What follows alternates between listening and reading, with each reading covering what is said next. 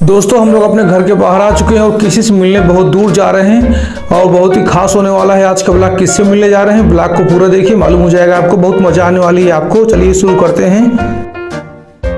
नमस्कार दोस्तों, हमें आपके दोस्त अरविंद सर, अरविंद पटेल ऑफिशियल और फतेहपुर से समय घर से निकल चुके, जा रहे सोनी मोनी से मिलने गोरखपुर। और स्टार्ट वीडियो को लाइक कीजिएगा, चैनल को सब्सक्राइब कीजिए, सब्सक्राइब करके अपने दोस्तों को शेयर करें। चौरी चौरा एक्सप्रेस से हम लोग गोरखपुर जाएंगे। वीडियो पसंद आए लाइक शेयर करें, थैंक यू। हेलो नमस्कार, जय सीताराम। हम अरविंद सिंह पटेल इस समय फतेहपुर से घर से निकल चुके हैं।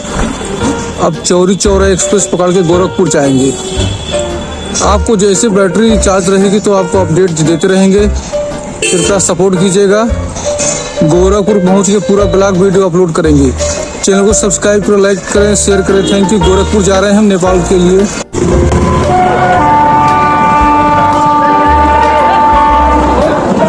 हेलो दोस्तों, इस समय हम रेलवे स्टेशन फतेहपुर आ चुके हैं और यहाँ से गोरखपुर निकलने वाले हैं। पीछे स्टेशन देख सकते हैं।